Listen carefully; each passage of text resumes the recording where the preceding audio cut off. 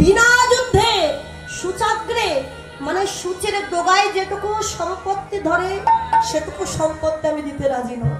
আর এই গোয়ালা ছেলে আমাকে জ্ঞান দিতে এসেছে অপরাধ। কে আছিস? এই গোয়ালা ছেলেকে বেঁধে ফেল।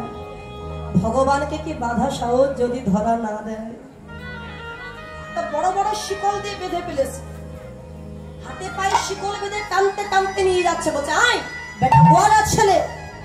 অন্ধকার কারাগারে বন্দী করে দিয়ে বড় বড় তালা দিয়ে দিয়েছে। দেখি এই কারাগার থেকে এবার তোকে কে বাঁচাতে আসে। আমাকে জ্ঞান দিতে এসেছিলেন। এই বলে দুর্যোধন কারাগারে বড় বড় তালা দিয়ে যেই না পশ্চাতে তাকিয়েছে, দেখে কি? দেখে আগে কৃষ্ণ, পিছে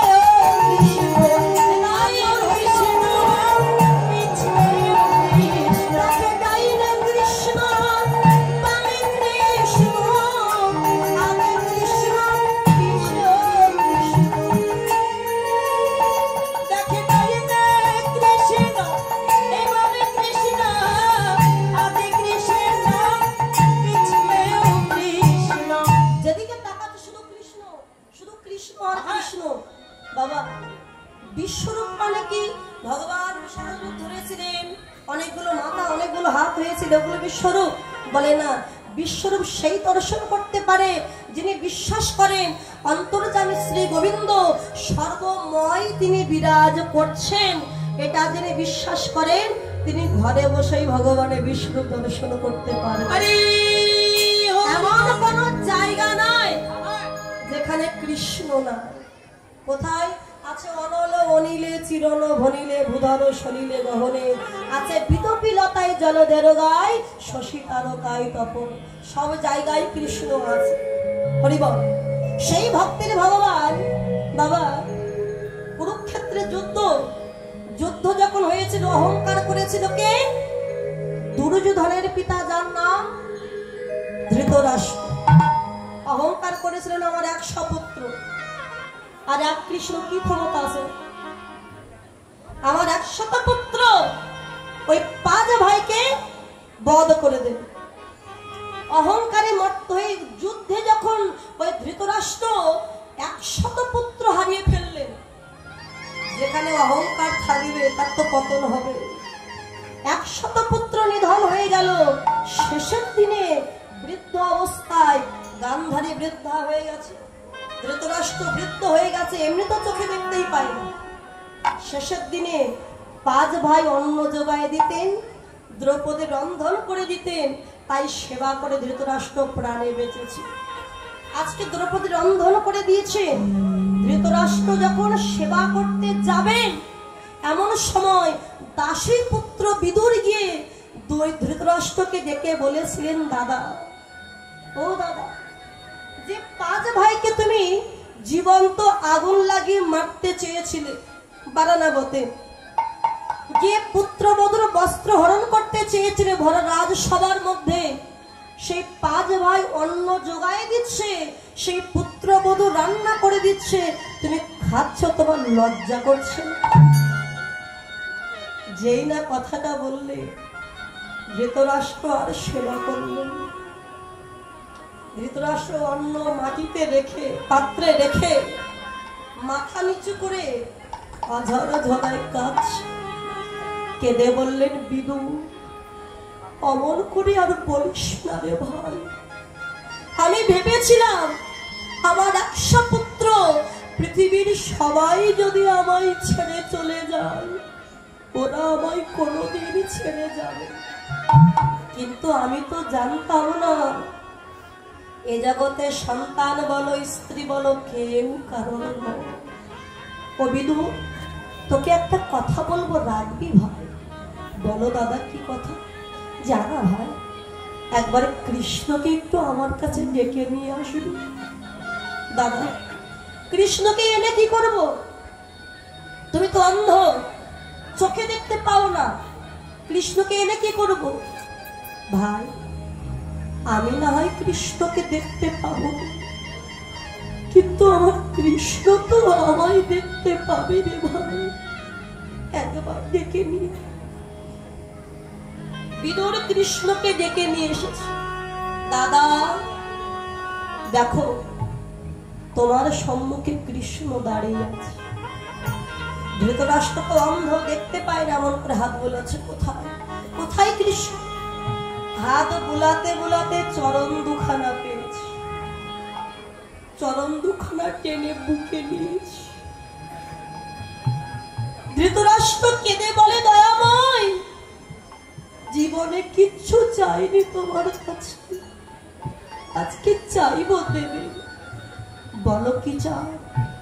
প্রভু, শুধু কিছুক্ষণের জন্য আমার দৃষ্টি শক্তিটা তুমি একটু ফিরিয়ে দাও প্রভু। আমি নয়ন ভরে একবার তোমার চাঁদ বদনটা আমি দেখতে চাই কৃষ্ণ। যখন নয়ন দৃষ্টি দান করলেন কৃষ্ণ, নয়ন দৃষ্টি পেয়ে জগতের সৌন্দর্য দেখবার আগে কৃষ্ণের চাঁদ বদনটা দর্শন করেছে। দর্শন করে ধৃতরাষ্ট্র কাঁদছে। দয়াময়, আত্মহংকারে গর্বিত হয়ে কোনদিন তোমায় চিনতে পারিনি, তোমার নাম গুণকীর্তন গাইতে পারিনি, তাই যেদিন আমার প্রাণ পাখি উড়ে যাবে, যদি আবার কখনো আমায় জন্ম দাও প্রভু, আশীর্বাদ করো, সেদিনে যেন কৃষ্ণ ভক্ত হতে পারি। আর কৃষ্ণ ভক্ত হয়ে সকালে সকালে সাধু গুরু বৈষ্ণবের বাজারে গিয়ে ভক্তের চরণ দুখানা হৃদয়ে জড়ায় ধরে যেন হা কৃষ্ণ বলে আমি কাঁদিতে যেন হা কৃষ্ণ কৃষ্ণ বলে আমি কাঁদিতে পারি। যেন হা কৃষ্ণ বলে আমি কাঁদিতে পারি। দুটি নয়নে জলে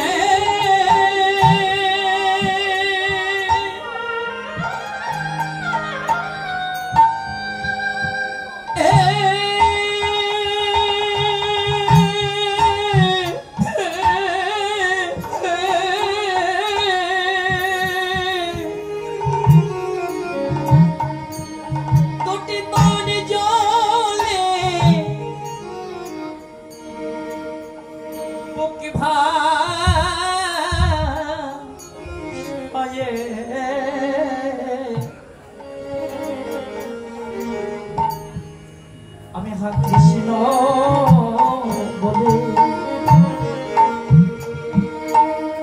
কাঁদিতে পারি। দুটি নয়ন জলে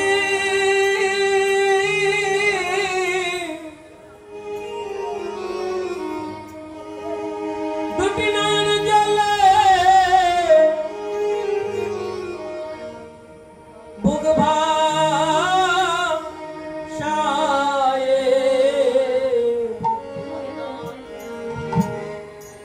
যেন হা কৃষ্ণ বলে আমি কাঁদিতে পারি। কৃষ্ণ দয়াময়, তুমি আবার আমায় অন্ধ করে দাও প্রভু। এ কি বলছো? দৃষ্টি পেয়েছো, ফিরে অন্ধ হতে চাইছো কেন প্রভু? যে নয়ন দিয়ে আমি কৃষ্ণ বদন দর্শন করেছি, ওই নয়ন দিয়ে এই কৃষ্ণ শূন্য কৃষ্ণ হারা এই জগৎ আর দেখতে চাই না। তো মায়া, এই মায়ার সংসার দেখতে চাই না। এই নয়ন দিয়ে শুধু আমি কৃষ্ণ বদনে দর্শন করতে চাই।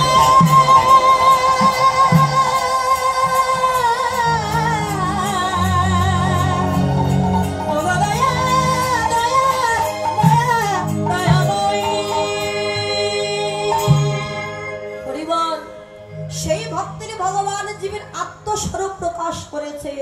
জীব আমাকে ভুলে যেও না, এসো আই নামেতে, আই নামেতে, সকাল সকাল হরি নামেতে এসো। আজকে সাধুগুরু বৈষ্ণবের বাজার দিয়েছেন কমিটি বাবুরা, দাদা ভাইরা।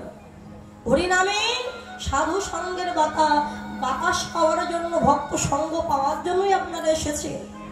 দেখুন, একার পক্ষে তো একটা অনুষ্ঠান দেওয়া সম্ভব নয়। আপনাদের ওরে আজ কি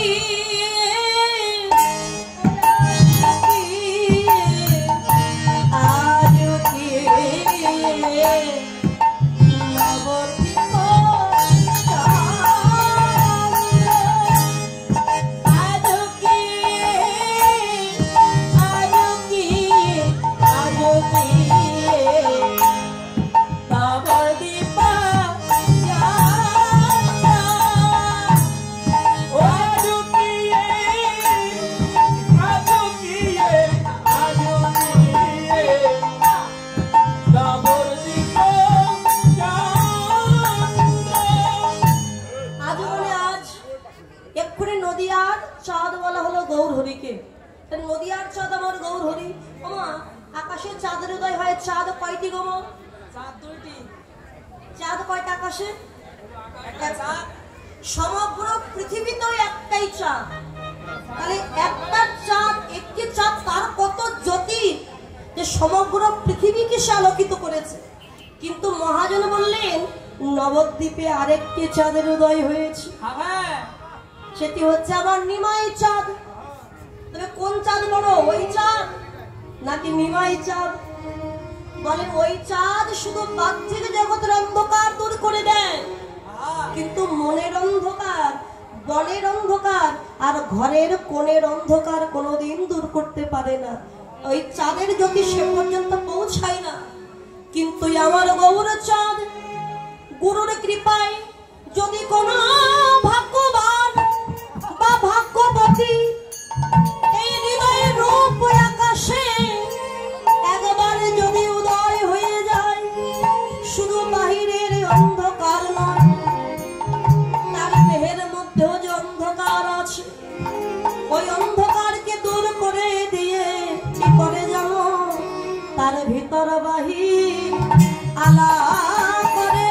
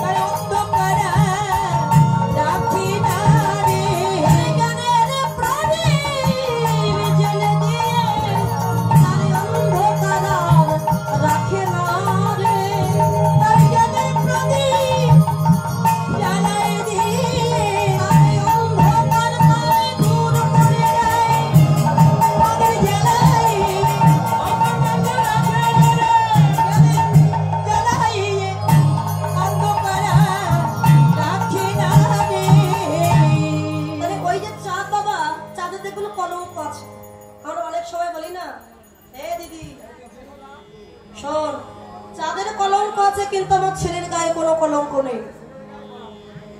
কোন ছেলে? ওই চাঁদ আমার কিন্তু চাঁদের গায়ে কলঙ্ক আছে আমরা বলি না, চাঁদে কলঙ্ক হলো কেন?